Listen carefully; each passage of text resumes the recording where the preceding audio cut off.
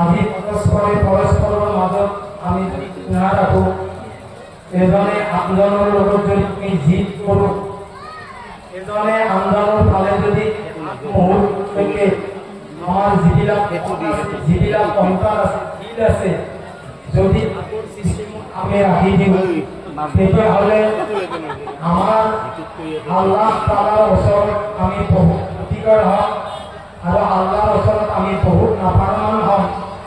আজিও এনেকুৱা কিছুমান পৰিয়াল আছে যিয়ে নিজৰ কাপোৰ কিনাৰ কাৰণে যিয়ে কিছুমান টকা পইচাৰ অভাৱৰ কাৰণে আজিও কিছুমান সন্তানক নিজৰ মাক দেউতাকে আজিলৈকে কাপোৰ কিনি দিয়াৰ বহুত বাচ্চাই যদিও কান্দা কাটা কৰি আছে কিন্তু মাকে বুজাই সবাই তিনি তাক পাছ কৰাই আছে বা মাকে এনেকুৱাকৈ বুজাইছে যে হয়তো কেতিয়াবা বাপাকৰ কথা কৈছে যদি মাক নাই তেতিয়াহ'লে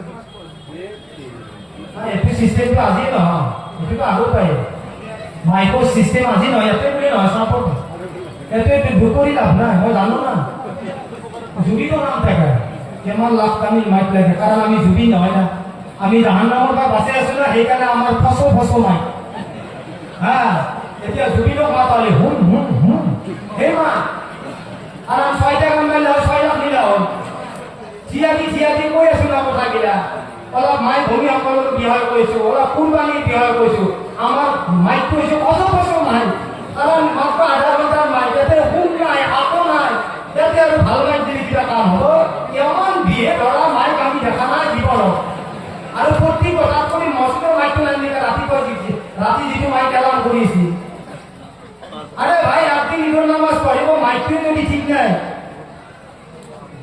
এতিয়া বেলেগে বুলি ক'ব এ আমাৰ হুজুৰবিলাকৰ এনে ভাষা নাই হুজুৰবিলাকৰ বুক নাই তালা মাৰা আমাৰ হুজুৰৰ কোৱা পাৱা না আপোনালোকক ওলাই পঢ়ি দিছে পুৰাণা কথা গতিকে নুখলো আৰু মাইকটো দিয়ক বেছি কথা নুখলো গতিকে আপোনালোকে ৰাতি নামাজ পঢ়িব সকলো কাইজে দিছে গৰীব দুখীয়া এটি মিস্কিন প্ৰত্যেকৰে হক আছে মোৰ 10 তালা 50 তালা মই চাকৰিয়াল ঠিকাদাৰ মই কম্পিউটাৰ মই কিবা আৰু ইঞ্জিনিয়াৰ প্ৰফেছৰ আপোনালোকৰ ইয়াতে নচলে ইয়াতে সকলোৰে চলে কাৰণ ইনকা আপোনাৰ টকাৰ নহয় সকলো এটিম দুখীয়া মিস্কিন ভিখাৰী কানা লেকৰা পূজা সকলোৰে হক আছে গতিকে আপোনালোকৰতো কম ভাল মাইকটো আনকা আপুনি হকটো ৰাখিব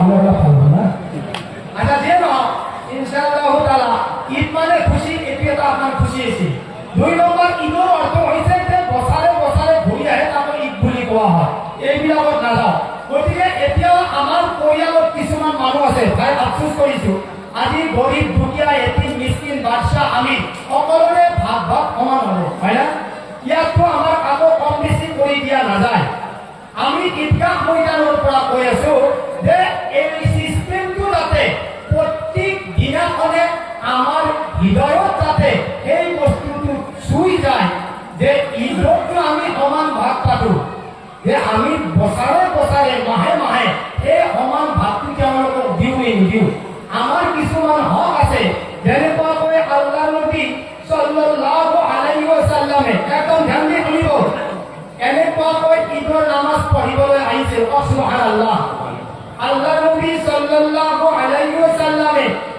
এই সন্তানৰ কাৰণে কেনেকুৱা হক আদায় কৰিছিল আৰু আপুনি মই যিসকল মা ভনীসকল বিধৱা হৈ আছে যাৰ পৰিয়ালত এতিয়াও বাপক নাই যাৰ যি মা ভনীসকলৰ এতিয়াও ল'ৰা ছোৱালী 2-3টাকৈ আছে আপুনিতো কুৰবানী বহুত জোৰ দিছে আপুনি আপোনাৰ সন্তানৰ কাৰণে আপুনি জোতা চেণ্ডেল বহুত হাই পাৱাৰৰ আপুনি কিনি দিছে আপোনাৰো হক আছে যে সেই সন্তানক আপুনি কিনি দিয়ক আপুনি চাহে জেনেৰেল চেণ্ডেলে হওক আপুনি চাহে অলপ 20 টকীয়া 25 টকীয়া দামীয়ে হওক আপুনি আপোনাৰ সন্তানটোক কাপোৰ দিওঁতে যিমান কিনি চোৱা পালেহেঁতেন সেই এটিম সন্তানক যদি আপুনি একজোৰা চেণ্ডেল দিলেহেঁতেন তাতকৈ বেছি 70 গুণ চোৱা আপুনি পালেহেঁতেন সুবহানাল্লাহ বাবা আল্লাহৰ নবী দিয়েছিল না আল্লাহৰ নবীতো মা দেউতা ওৰতে ইন্তেকাল হৈ গৈছিল আল্লাহৰ নবীতো আল্লাহ তাবাৰক তাআলা নবী কৰি বনাইছিল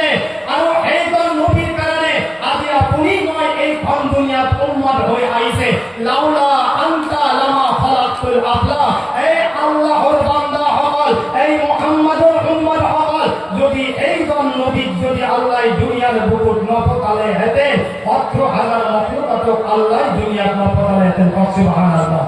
এই দিনাখন আল্লাহর নবী সাল্লাল্লাহু আলাইহি ওয়াসাল্লামে ঈদর দিনাখন গা গোসল কৰি পেলাই এনেকুৱাকৈ ঈদগাহ ময়দানলৈ আহি থাকোঁতে দয়াৰ নবী সাল্লাল্লাহু আলাইহি ওয়াসাল্লামে দেখিছে যে কেইজনমান সৰু ল'ৰা ছোৱালী খেলা খেলি আছে। আল্লাহৰ নবী দেখিছে যে এই সৰু ল'ৰা ছোৱালী কেইজনে ৰং ধেমালি কৰি আছে। কোনোবাই বেলুনৰ খেলা খেলি আছে, কোনোবাই ক্ৰিকেটৰ খেলা খেলি আছে, কোনোবাই দৌৰা দৌৰি কৰি আছে। আল্লাহৰ নবী যেতিয়াই এইখন ময়দানৰ পৰা অকণমান আগুৱাই আহিল, এজন মাসুম সন্তান যাৰ দুনিয়াত মা বাবা নাই, তেওঁ অকলশৰীয়া হিচাপে কান্দি আছে।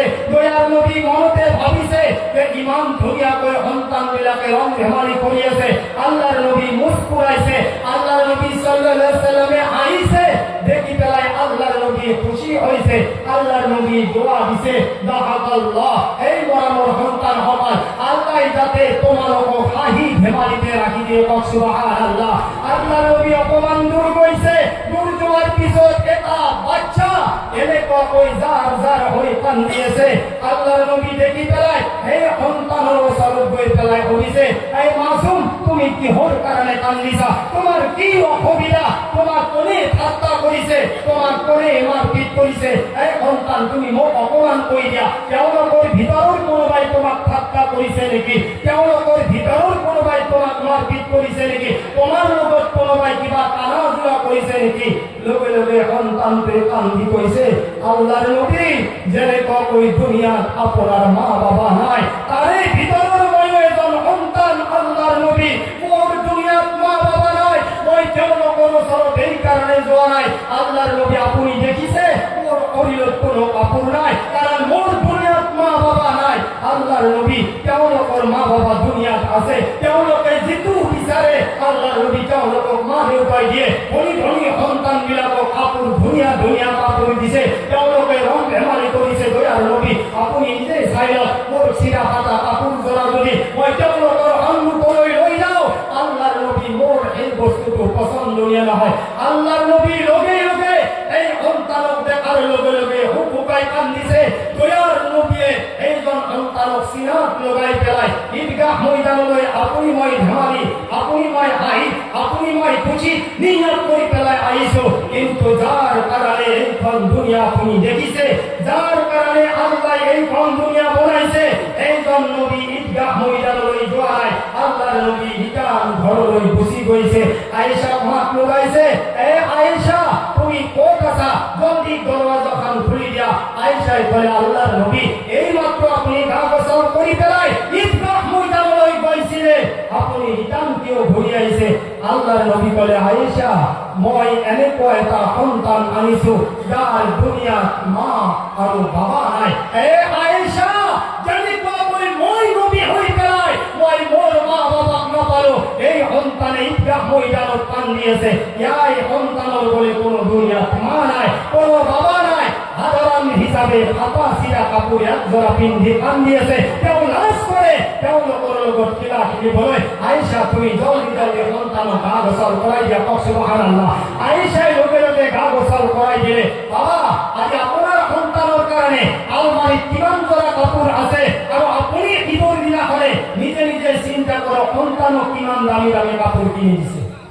আজিও কিছুমান ল'ৰা আছে আপোনালোকৰ নাৰায়ণপুৰ গাঁৱত, আপোনালোকৰ নাৰায়ণপুৰ গাঁৱত বহুত সন্তান আছে যাৰ এতিয়ালৈকে একজোৰা কাপোৰ কিনি দিয়াৰ তৌফিক হোৱা নাই, আৰু আপুনি ঈদগাহ ময়দানলৈ নামাজ পঢ়িবলৈ আহিছে। আগতে সেই এতিম দুখীয়াৰ হক আদায় কৰক, তাৰ পিছত নামাজ আদায় কৰক না। আল্লাহৰ নবী সাল্লাল্লাহু আলাইহি ওয়াসাল্লামৰতো এই জামানাত কোনো কাপোৰ নাছিল। আয়েশা শুনিলে, আয়েশাই যেতিয়া গা গোসল কৰাই দিলে, আয়েশা, তোমাৰ তাত কিবা জমা কাপোৰ আছে নেকি? আয়েশাই ক'বলৈ ধৰিলে, দয়াৰ নবী, আপুনি নিশ্চয় গম পায়, আপুনি নিশ্চয় জানে, আল্লাহৰ নবী যিজনে এক সপ্তাহলৈকে এক মাহলৈকে আকাশ জুই জ্বলাবলৈ নোৱাৰে, খাদ্য খাব নোৱাৰে, খাদ্য নাপায়, আল্লাহৰ নবী এইজনী মাইকীৰ ওচৰত কিবা কাপোৰ থাকিব পাৰে নেকি? আল্লাহৰ নবী মোৰ ওচৰত কাপোৰ নাই। আল্লাহৰ নবী কি কৰিলে জানে?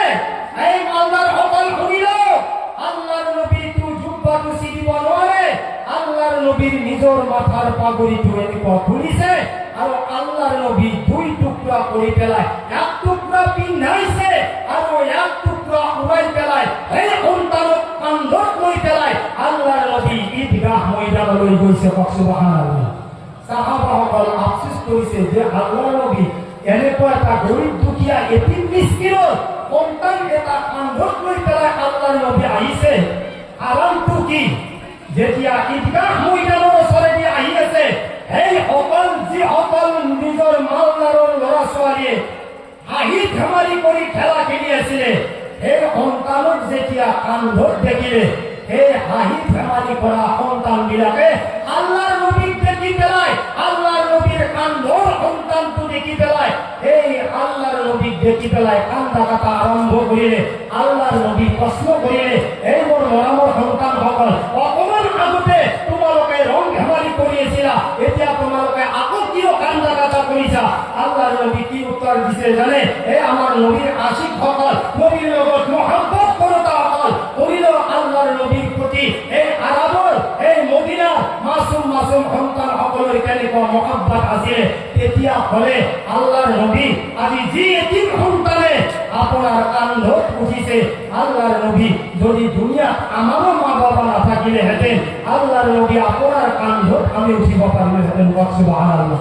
এই হইছে নবীর আখলাক, এই হইছে নবীর মহব্বত। আল্লাহর নবী যেতিয়া ঈদগাহ ময়দানলৈ গৈছে, এনেকুৱাকৈ মেম্বাৰত যেতিয়া উঠিছে, সন্তানক নামাই দিছে, সন্তানে জমিনত বহিব খোজাৰ লগে লগে আল্লাহৰ নবী থাপ মাৰি ধৰিছে আৰু কৈছে যে তোমাৰ জাগা তলত নহয়, তোমাৰ জাগা মোৰ লগত। সুবহানাল্লাহ। সাহাবাসকল আচৰিত হৈ গৈছে। সেইদিনাই আল্লাহৰ নবী এই সন্তানক লৈ খুতবা দিছে, তাই মোৰ সাহাবাসকল, এই এতিম সন্তানটোক তোমালোকে দেখিছা, যদি কোনোবাই পাৰা ইয়াক সহায় কৰা, কাৰণ মোৰ নিচিনা তেওঁৰো দুনিয়াত মা বাবা নাই, আৰু যদি কোনোবাৰ টকা পইচা নাই, যদি এনেকুৱা কোনোবাই মা বাবাক নোহোৱা সন্তানক দেখি পেলাই তাৰ মাথাত যদি হাতখন ফুৰাই দিয়ে, আল্লাহৰ নবী সাহাবাসকলক কৈছে যে তোমাৰ হাতখন তেওঁৰ মাথাৰ যিমান চুলিত লাগিব, এই এডাল এডাল চুলিৰ বদলা আল্লাহ তোমাক সওয়াব দান কৰিব। সুবহানাল্লাহ। গতিকে এতিয়াও সময় আছে, আপোনালোকে যিহেতু কুৰবানি কৰিব, আপোনালোকৰ যিবিলাক কুৰবানিৰ চান্দাৰ পইচা আপোনালোকে 100-200 টকাকৈ পাব নহয়, আরে পাব ইনশাআল্লাহ। এই পইচাখিনি আপোনালোকে কমিটিত জমা দি পেলাই, এই কমিটিৰ লগত আলোচনা কৰি পেলাই গাঁৱত যিমানবোৰ আপোনাৰ গাঁওখনত আপোনাৰ পৰিয়ালটো আপোনাৰ সুবাটোত আপুনি ভাবিব যে কাক দিলে পইচাটো কামত আহিব। কাৰণ প্ৰত্যেকৰে একতা হক আছে। আপুনি সেই এতিম সন্তানখিনিক আপুনি ঈদৰ পিছতে হওক, ঈদৰ এতিয়াতো ঈদেই চলি আছে, গতিকে আপুনি পইচাটো হ'লেও দিব, নহ'লে একজোৰা আপোনালোকৰ ৰাইজৰ ফালৰ পৰা কেইজোৰামান যদি এনেকুৱা কাপোৰ দিয়া অভ্যাস কৰে, সুবহানাল্লাহ, এই এতিমৰ দোয়া অৰ্থাৎ আল্লাহৰ নবীৰ দোয়া আপনাৰ মোৰ লগত থাকি যাব। সুবহানাল্লাহ। গতিকে আল্লাহ তাআলাই তাতে আপোনালোকক আৰু মোক, আমাৰ যিমানখিনি ডেকা ভাই বন্ধুসকলে, আমাৰ মুৰব্বীসকলে, আমাৰ নৌজোৱানসকলে ধৈৰ্য আৰু সবুৰ কৰি বহিছে, আৰু আমাৰ হুজুৰে কৈছে যে হুজুৰ দোয়া কৰিব তাতে বৰষুণ নহয়। এতিয়া প্ৰত্যেক আলিম উলামাই দোয়া কৰিছে, আলিম উলামাৰ দোয়া আৰু আল্লাহৰ হুকুম মতে আপোনালোকে ঈদৰ নামাজ ধুনীয়াকৈ পঢ়িছে।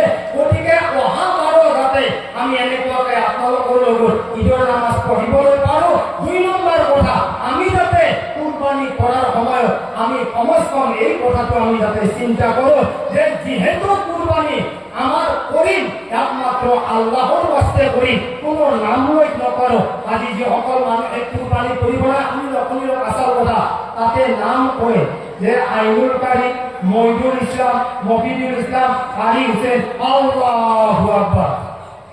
ক'ত পাইছে? আরে কৰিব লাগে তাৰ কাৰণে, কৰিছো আমাৰ কাৰণে, কুৰবানি কৰিব হ'ব না। এইবিলাক বস্তু আমি বুজি নাপাওঁ, খালি নাম লাগে। আৰু কিছুমানে কয় যদি কুৰবানি কৰা চুৰিখানত যদি হাতখন নধৰা তেতিয়াহ'লে কুৰবানি হ'ব না, কাৰণ কিবা এটা লাগবাই লাগিব। আল্লাহ নকৰা যদি কুৰবানি গলত বাজাৰে যদি হিট হয়ে আগৰ দাপলাখনত এনেকে যদি লেপা মাৰি দিয়ে, কুৰবানি বহাই যাব। গতিকে আপুনি যদি নোৱাৰে তেতিয়াহ'লে ইমাম সাহাবৰ দ্বাৰাই হওক, এজন পাৰা মানুহৰ দ্বাৰাই হওক, আপুনি কুৰবানিটো কৰক। তাতে নাম কোৱাৰ জৰুৰী নাই, কাৰণ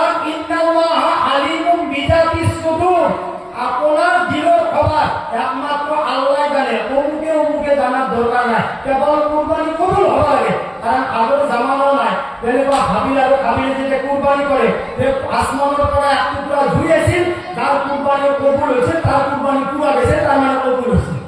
আর যার কুরবানি কবুল হওয়া আছে তাই ওখান থেকে গরুর ভেল দিয়েছে বা দুবার ভেল দিয়েছে, দুই পাওয়া গেছে যার কুরবানি কবুল হয় না। কারণ কি ভেলটা নিয়া यार उसी भलकानिया कोई के भलकानिया वाला कबूल ना करे, अल्लाह कबूल करे इखलास निया, इखलास हिसाबे अपनी कुर्बानी करो इंशाअल्लाह मोर आखा से जीवन मानुषे कुर्बानी करिছে প্রত্যেকটো কুরবানি করার ফুল আল্লাহ জমিনত পড়ার আগে যাতে আসমানত কবুল করে সুবহানাল্লাহ। আর আমার সকলকে মিলিজুলি থাকার কারণে যাতে তৌফিক দেয়। ওয়া আখিরু দাওয়ানা আলহামদুলিল্লাহি রাব্বিল আলামিন। আসসালামু আলাইকুম ওয়া রাহমাতুল্লাহি ওয়া বারাকাতুহু।